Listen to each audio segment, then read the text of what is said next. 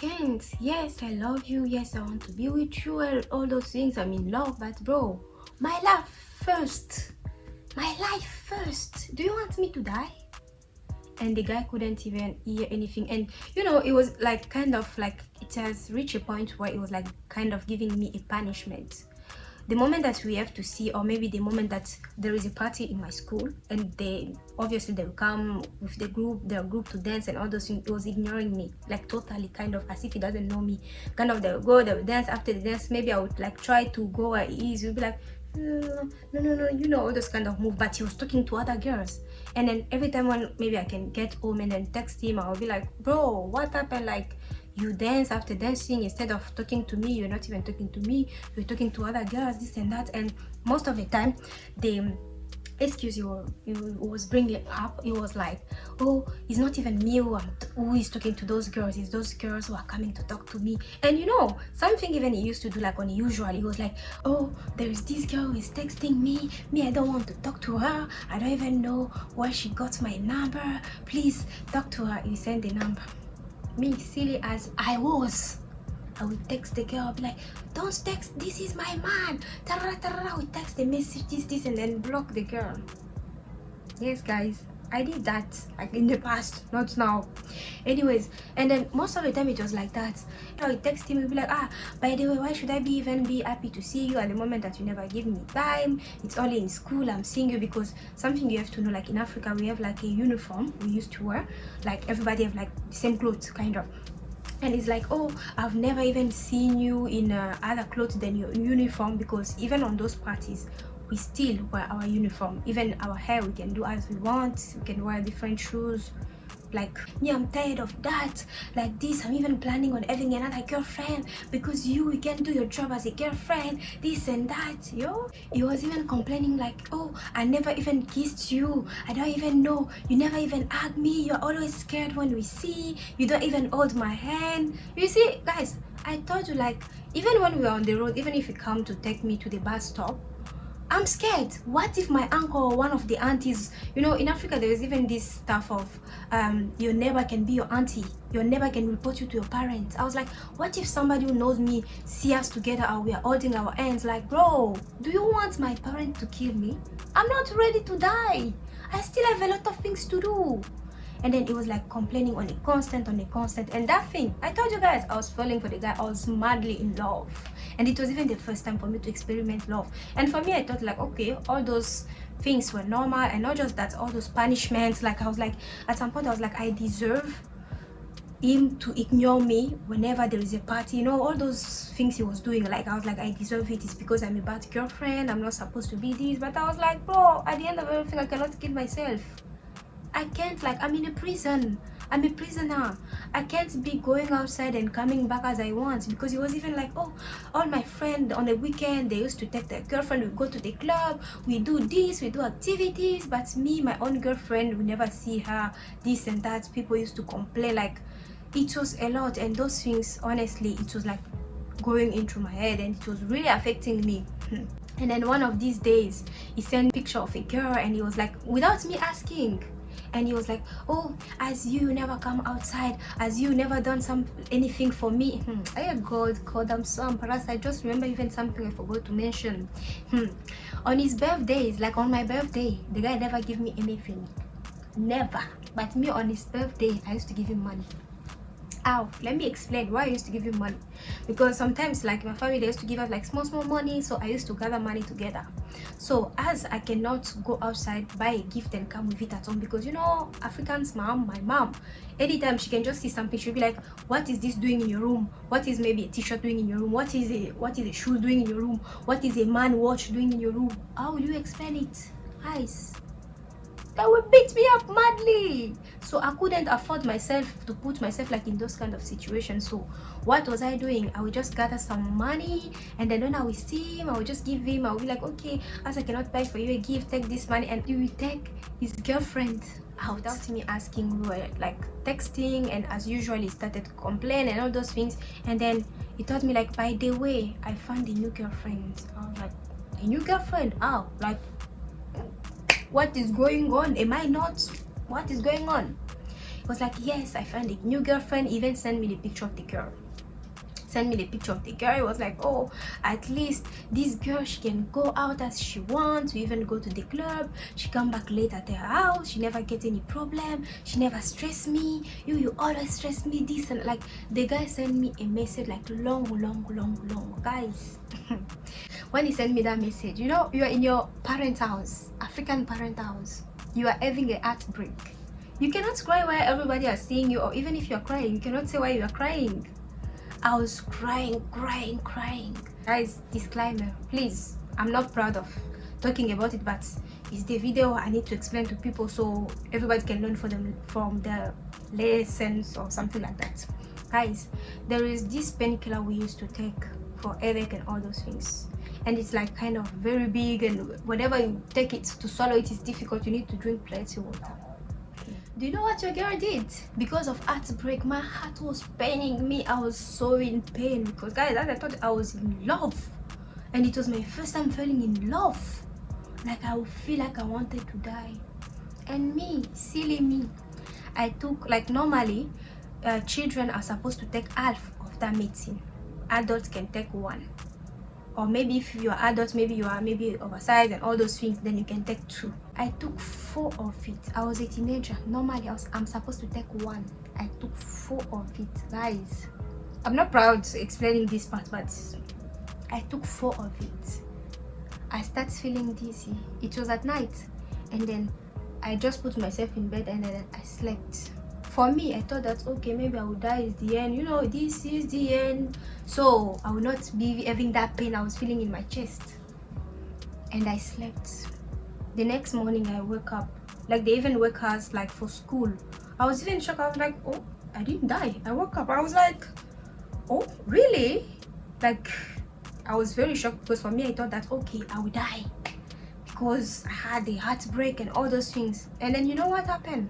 In the morning, my eyes was swollen, and my mom looked at me, because my mom, she's a very observative somebody, and then she observed like a lot.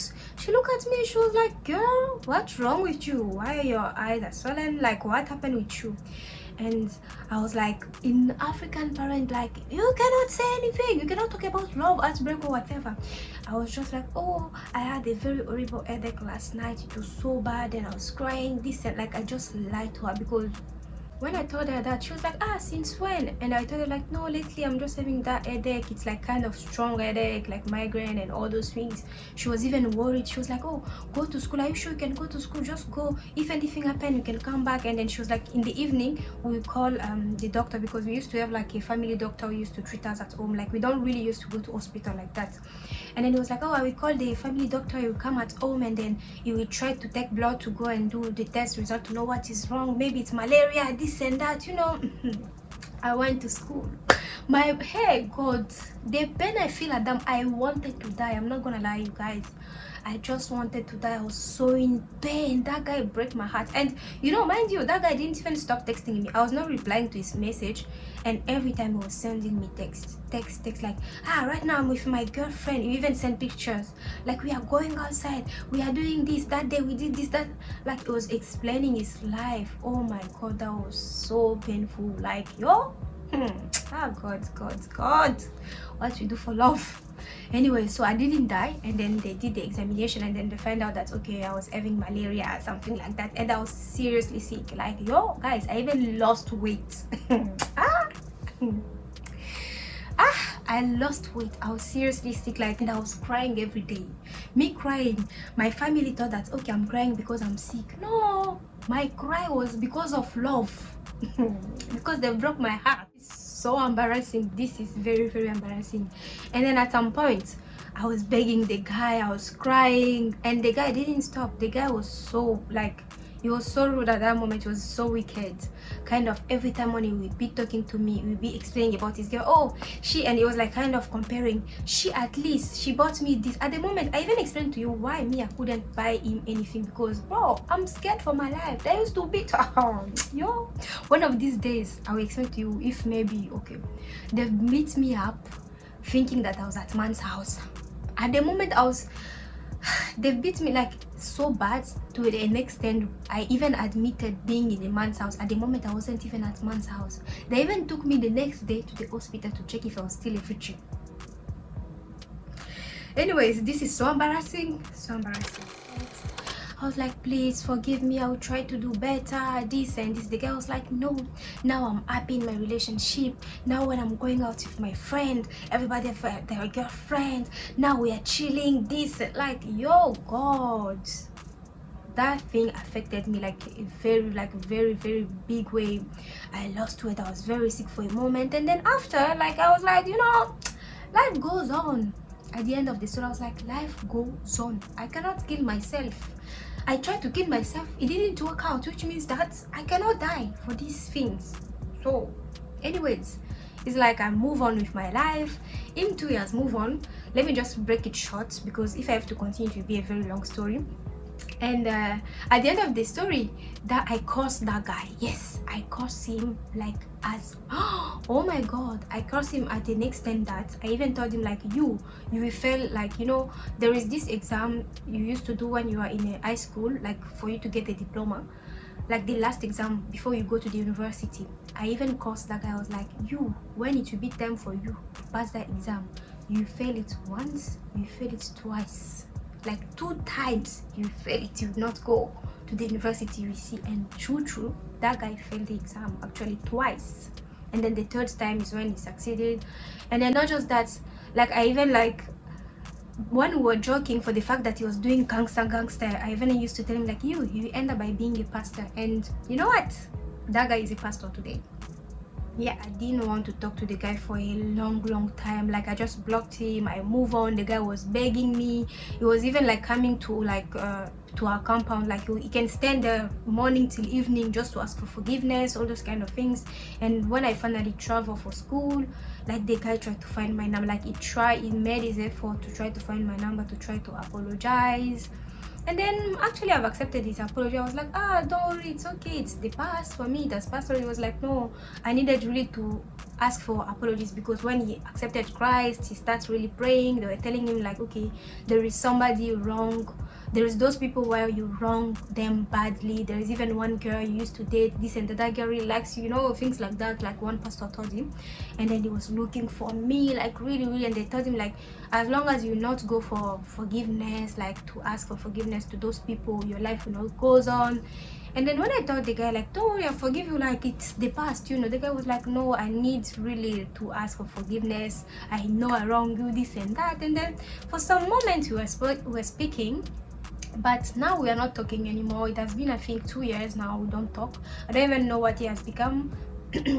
Sorry, at what I knew is like he has become a pastor. His cousin, if you remember, the boyfriend of Picky, that guy also has become a pastor. He's even married, if I'm not wrong. I think by now he should even be having kids. Actually, it is a very embarrassing story.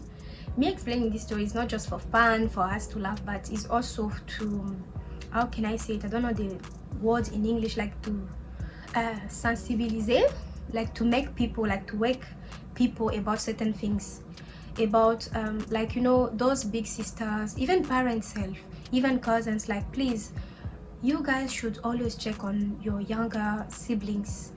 It can be girls or boys, because you don't know what they are going through. Because me, honestly, at that moment, I was having nobody to I could go and speak out. Imagine if that trying to kill myself worked, or imagine if it didn't work but it leads me to other things, or imagine if I try again to kill myself, or imagine if I just, I don't know, because of love, heartbroken or whatever, I try to do crazy stuff. That's so insane. I know it was very silly of me, and I was also very young, and I think it's just also the lack of communication. So please, to all those big sisters, big brothers, yes, we know that, okay, in Africa or everywhere, we protect our youngest by putting some rules and all those things, but it's also better to put that communication.